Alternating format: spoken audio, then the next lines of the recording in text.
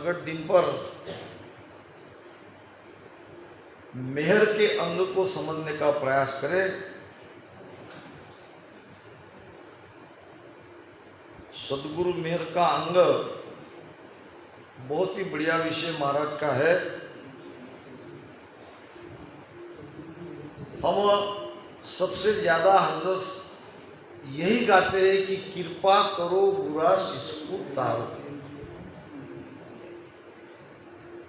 हम गुरु महाराज को यही प्रार्थना करते हैं कि हे गुरु महाराज, मुझ पर कृपा करो, दया करो, मेहर करो और मुझे भवसागर से बाहर निकालो।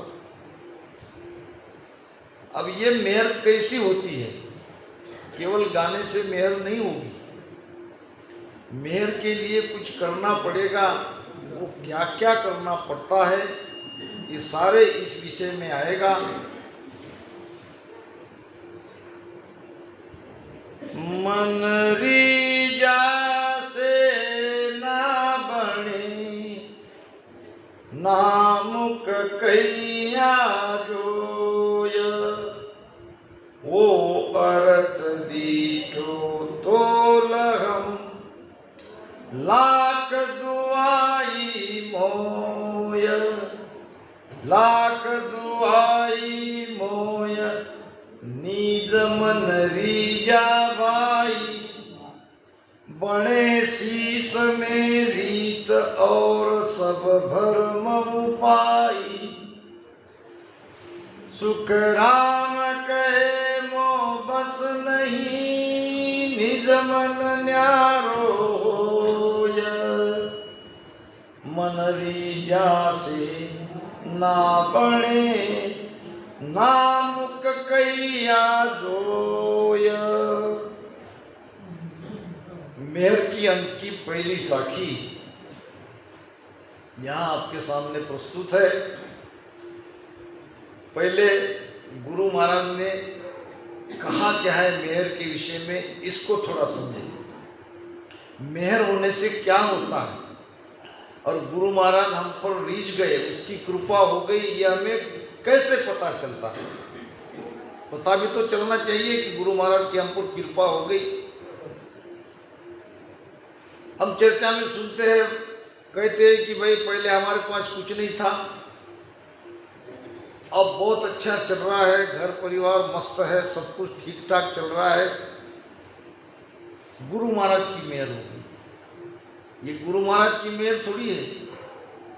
क्या गुरु महाराज मेहर होके क्या धन थोड़ी देने वाले हैं? ये हमारा भ्रम है।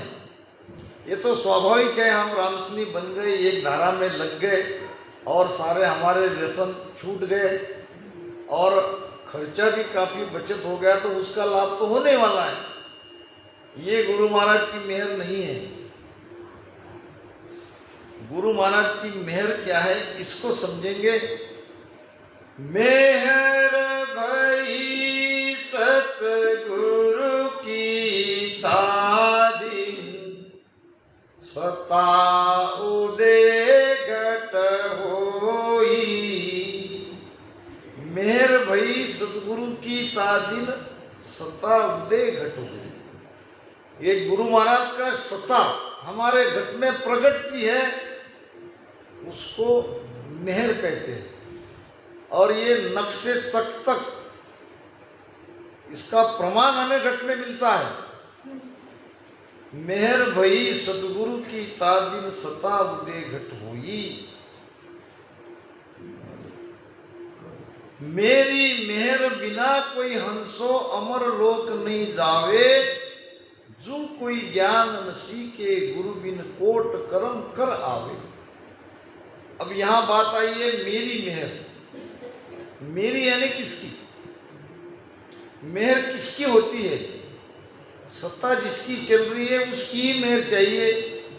और जाहिर है सत्ता गुरु महाराज की चल रही है तो गुरु महाराज की ही कृपा चाहिए। तो गुरु महाराज है कहाँ, जिसको हमने देखा नहीं, जो अभी हमारे इर्द गिर्द नहीं है, नहीं देख पा रहे हैं, अब उसकी मेहर हम पर कैसे होती है? तो महाराज कहते हैं कि मेल होती है, ये कुदरती मेल होती है, मगर इसमें भी एक बीच वाला चाहिए। जैसे हम विदेश में जाते हैं, विदेश में जाते हैं तो वहाँ की भाषा हम नहीं जानते, हमारी भाषा वे नहीं जानते, तो वहाँ एक बिचौलिया रखना पड़ता है, दुभाषी, जो वहाँ की भी भाषा जानता है, हमारी भी भाषा जानता है, तभी हम दोनों का व्यवहार होगा, तभी बातचीत होगी, तभी समझ पाएंगे। तो ये बिचौलिया है सदगुरु शरीरधारी। गुरु महाराज की डायरेक्ट मेहर होती है, तन मन धन समर्पित अगर कोई शिष्य करता है तो उसका मेहर होती है, मगर बीच में चाहिए एक शरीरधारी सदगुरु। और जब तक ऐसे सदगुरु नहीं मिलते वो सत्ता प्रकट नहीं होगी। तो महाराज यहाँ कह रहे हैं कि ऐसे शरीरधारी सदगुरु का मन रिझने से कृपा नहीं होगी, ये बात ध्यान में रखो। सदगुरु का मन हम पर कितना भी रिझ जाए, राजी हो जाए, कृपा नहीं होगी। या शरीरधारी सदगुरु मन से कहकर कृपा नहीं कर सकते, जाओ बेटा तुम्हारा भला होगा, जाओ बेटा तुम पर कृपा हो गई, ये ऐसा, ये केवल भक्ति में संभव नहीं है। न मन रिझने से कृपा होती है, न वो मुख से कह सकते हैं कि मैंने तुम पर कृपा करी। वो अरत दीटो तोल हम लाग दुआई मोय। महाराज ने अपनी बात पे जोर देने के लिए दुआई कहते हैं सोगन को। पुराने जमाने में सोगन खाते थे। सोगन खाना मतलब अपनी बात पे जोर देना। एक नहीं, मैं लाख सोगन खाने के लिए तैयार हूँ कि ये जो मैं कह रहा हूँ ये सत्य है, कि गुरु महाराज मुख से मेहर नहीं कर सकते। गुरु महाराज का मन भी रिझ जाए तो मेहर नहीं होती। तो मेहर कैसी होती है? तो निज मन रीझावा, गुरु की अंतरात्मा रिझनी चाहिए। अब गुरु की अंतरात्मा रिझने के लिए क्या हमें कुछ नहीं करना पड़ेगा? हमें भी निजमन से गुरु की समर्पित होना पड़ेगा। हमें निजमन से गुरु के ज्ञान को धारण करना पड़ेगा। हमें अपनी पूरी ऊर्जा, पूरी शक्ति उसमें लगा देनी पड़ेगी, गुरु के आज्ञा का पालन करने में, भजन सुमिरन करने में।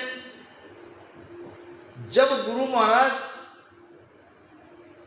हमें देखेंगे, उनकी सूरत हमारे ऊपर जाएगी, तब होगी कृपा। और वो एक पल में होती है, मगर वो पल कब आता है ये नहीं कह सकते। तो ये खेल ऐसा है। महाराज कहते हैं कि और सब भ्रम उपाय, ये जब तक गुरु महाराज का निजमन नहीं रिश्ता है तब तक मेहर नहीं होती है। इसके अलावा बाकी सब भ्रम है। सुखराम कहे मोह बस नहीं, निजमन न्यारो होए। महाराज कहते हैं कि मेरे बस में कुछ नहीं है। मेरे बस में होता तो मैं सभी संसार को तार देता, क्योंकि उन्होंने कहा भी है कि कहीं न माने कोय भेद अर्था में नाही, किम तारू जुग से न सोच मोटो मुझ माही। मैं आयो संसार धार कारण इन सोई, सतलोक नर नार लेर जाऊं सब कोई। सुख रामदास सत स्वरूप की आज्ञा मुझ होय, हंस हंस सब भेज दो, जुग में रखो मत कोय। महाराज ने तो ये कह के चले गए विठलराव के समाज में कि कहने से लोग नहीं मानते, कितना भी समझा जाए उस समय लोगों ने नहीं माना। बहुत गिने चुने लोग महाराज के शरण में आए।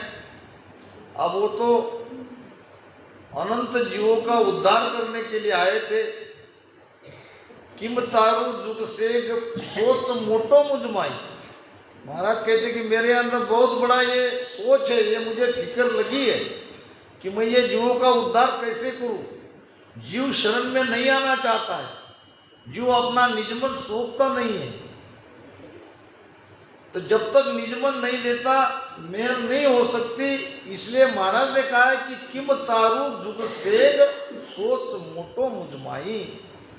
बस यही बात है, यही पर्दा है कि हम मोक्ष तो चाहते हैं मगर मोक्ष के बदले में समर्पण नहीं देना चाहते, पूरी तरह से सरेंडर नहीं होते। बस यही कमी है। और जब तक शिष्य समर्पित नहीं होता तब तक मेहर नहीं हो सकती।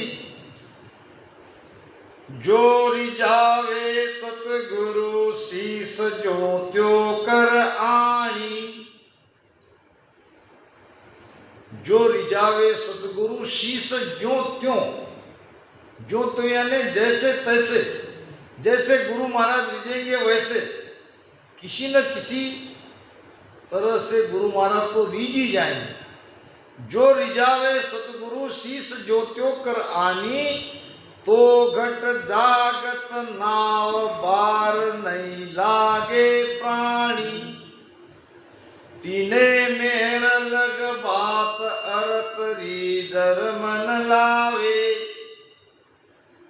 उन पल पलक विचार बीज केवल घट आवे। सुख राम कहे कारण नहीं मुख केण को कोय।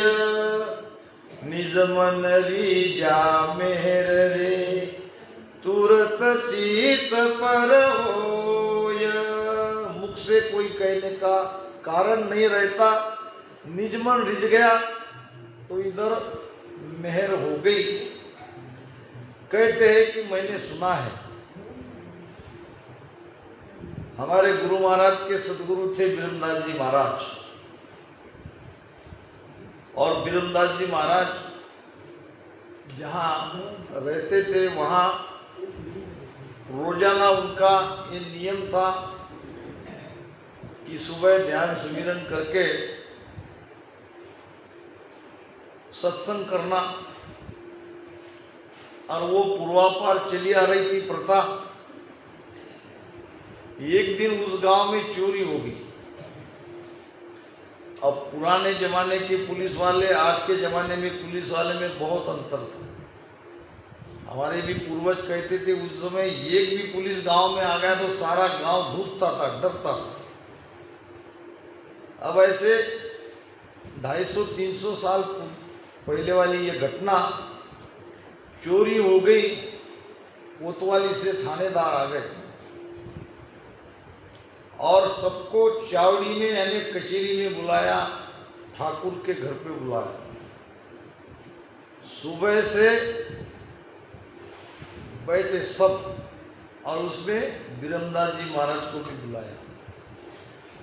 लोगों ने कहा कि ये संत है, इनको छोड़ो, हम सब जानते हैं ये ऐसा काम कर ही नहीं सकते।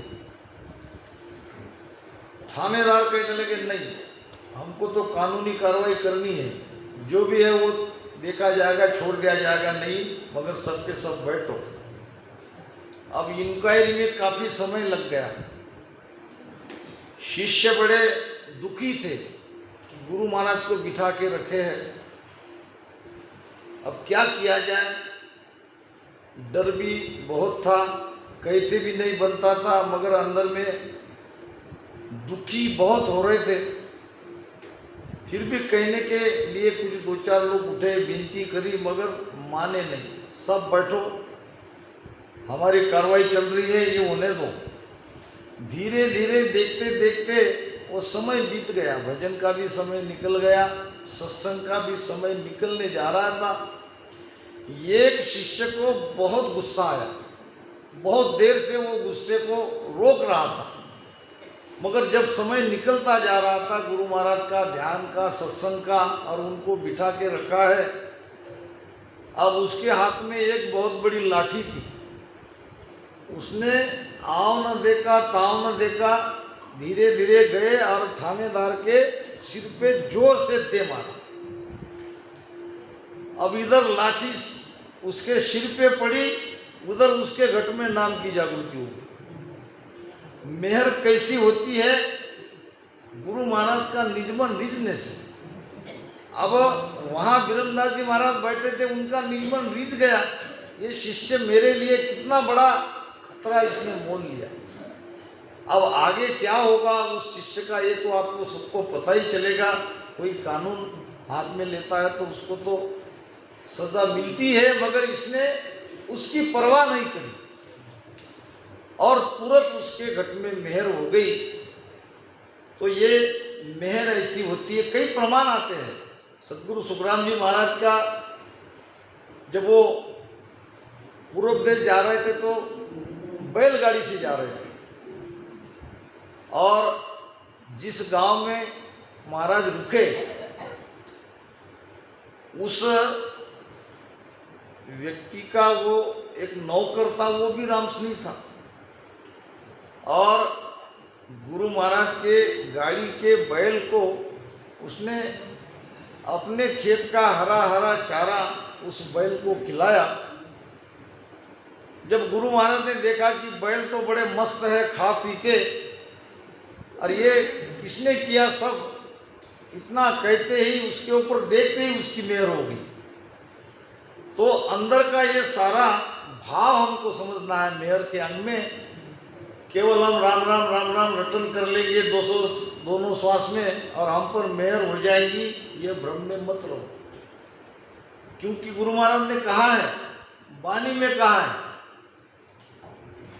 सुन प्रहलाद सुरग लग पूगा, इंद्र पदवी पाई, मेरे रामा इंद्र पदवी पाई, ध्रुव आकाश अडल घर बैठा, ध्रुव आकाश अडल घर बैठा, सब जुग देखे जाई, संतो चौथे पद नहीं जावे, हो संतो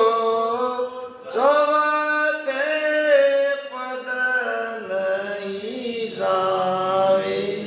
नहीं गए प्रहलाद जी चौथे पद में, नहीं गए ध्रुव जी चौथे पद में। क्या उन्होंने राम राम नहीं किया? हमसे कई गुना ज्यादा राम राम प्रहलाद ने किया। कहाँ गए? सुन प्रहलाद सुरग लग पूगा। प्रहलाद जी गए स्वर्ग में, क्या मिला? इंद्रपद। अभी वेटिंग में है, अभी मिला नहीं। अभी जो इंद्र बैठे उसके बाद में नल बैठेगा, राजा नल, और राजा नल के बाद प्रहलाद जी बैठेंगे। इतना राम राम करने के बाद वो मोक्ष में नहीं गए, इंद्र की पदवी उन्हें मिली। ध्रुव जी ने भी राम राम रटन किया और वो भी अडल पद को प्राप्त किए। हम सब देख रहे हैं, सबको पता है। तो कहेंगे कि भाई उन्होंने एक सांस में रटा होगा। बात सांस उसास की नहीं है। राम राम हम कितना भी क्यों न रटे, केवल राम राम रटन करने से मोक्ष में नहीं जाएंगे। असली चीज है सदगुरु की कृपा, सदगुरु की मेहर। और जब तक मेहर नहीं होती है वो कुदरत कला हमारे घट में नहीं जगती। और मेहर होने के उपाय गुरु महाराज बता रहे हैं। राम राम भजन करने के साथ साथ ये हम सबको करना पड़ेगा, और ये भेद है।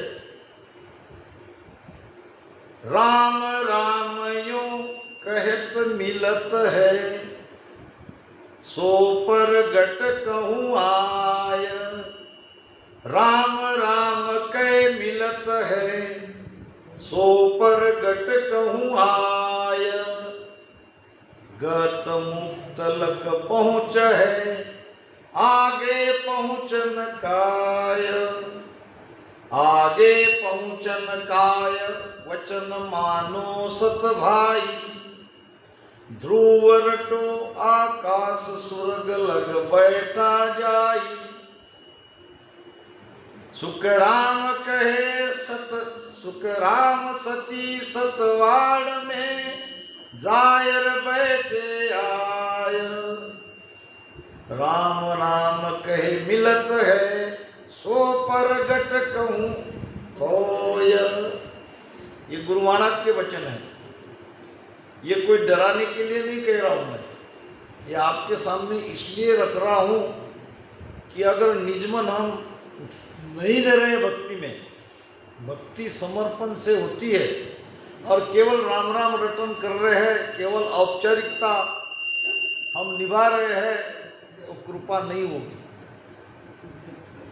कई जगह महाराज ने समझाया है, मुख सु कहे जन नाम बतावे, सो शिष और धार घर जावे, भजो रात दिन रहो लिवलाई, परम मोक्ष नहीं पावे भाई।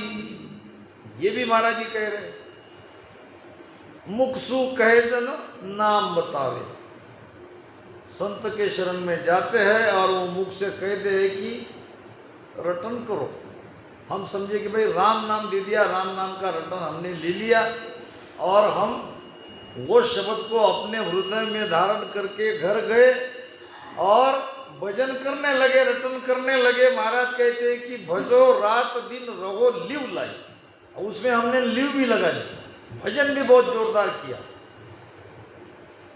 फिर भी महाराज कह रहे परम मोक्ष नहीं पावे भाई। फिर क्या कमी रही, क्या कारण हुआ कि परम मोक्ष में नहीं गए? ऐसे वाणी में देखोगे तो कई प्रमाण आपको मिलेगा। सब धर्म छाड़ राम हम रटिया, नाव कड़ा नहीं जागी, सब धर्म छाड़ राम हम रटियो, नाव कड़ा नहीं जागी, सतगुरु जाय किया हम ऐसो, सूरत की गन जारी लागी,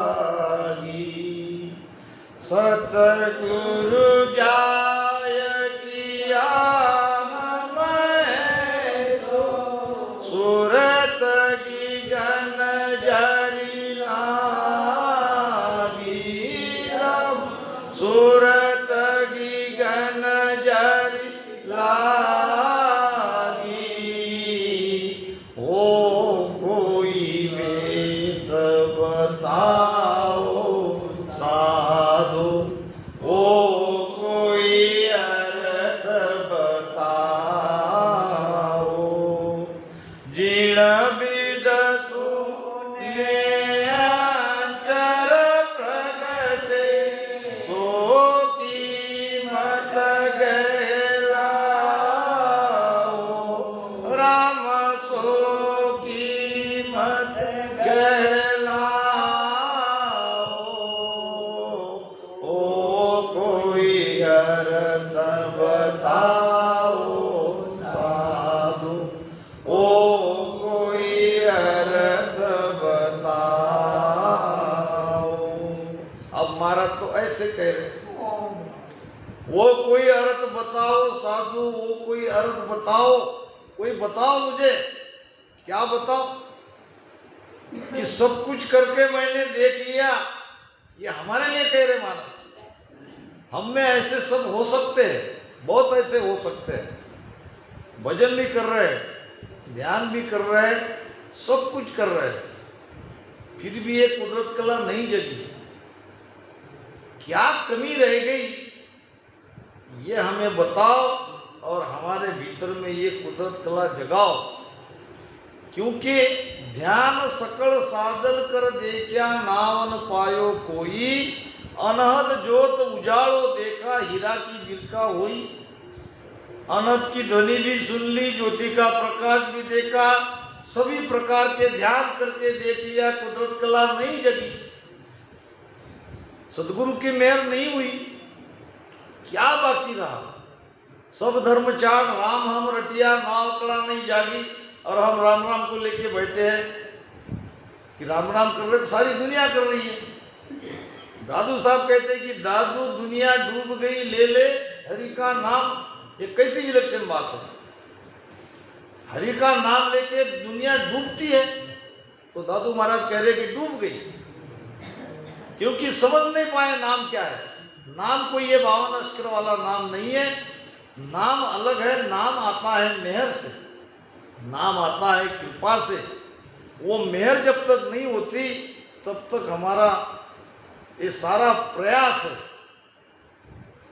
और इसी उद्देश्य पूर्ति के लिए ये विषय को हमने यहाँ समझाने का प्रयास किया कि अभी समझ जाओ, अभी देर नहीं हुई है। फिर कैसे कला जगी, वही उत्तर है। महाराज ने बताया है, तन मन धन गुरुदेव जी को दिया, कुल तज शरणे आया।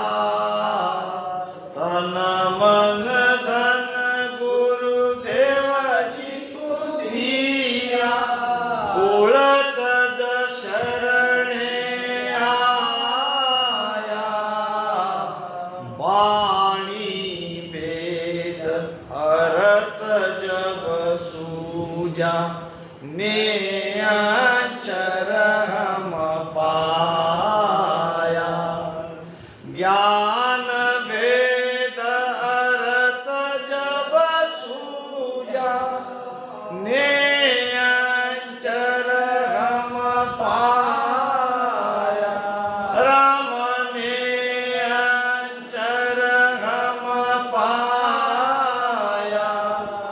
ओ कोई अर्थ बताओ साधु, ओ कोई अर्थ बताओ।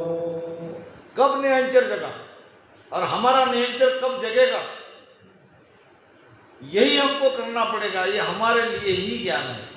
गुरु महाराज स्वयं अपने लिए नहीं कह रहे, उनके अंदर तो वो अमरलोक से आए ही थे, उनको तो परमात्मा ने भेजा ही था। हमारे लिए आए हैं, हमारे लिए कह रहे हैं। अगर अभी भी हमारे अंदर ये कुदरत कला नहीं जगी है तो ये करो, तन मन धन गुरुदेव जी को दिया। हमें भी समर्पण करना पड़ेगा। और कुल तत् शरणे आया। अब ये थोड़ा कुल को समझो, कुल क्या और कुल को कैसे छोड़ा जाता है। बहुत जगह मैंने सुना है कि माया ब्रह्म जीव का कुल है। बिल्कुल बराबर है। माया ब्रह्म से ही ये जीव पैदा हुआ है। माया ब्रह्म की प्रथम संतान ये जीव है। तो कहते हैं कि माया ब्रह्म के ज्ञान को छोड़ दो, कुल को छोड़ दिया। अब माया ब्रह्म के ज्ञान को छोड़ना यानी क्या करना, ये भी तो समझना पड़ेगा। तो उसका भेद है नीचे, यहाँ हमारे शरीर में। योग में बात आती है कुल से निकुल में जाना, और ये भी राजयोग है। योग तो यहाँ भी है। अब पहले कुल क्या है ये समझो। बड़ी गहरी बात आपको मैं बता रहा हूँ। और ये प्रैक्टिकल बात है। पहले ये जो सांस उसास अपने आप आती है, अपने आप जाती है, ये शरीर में 5 प्रकार का कार्य करती है।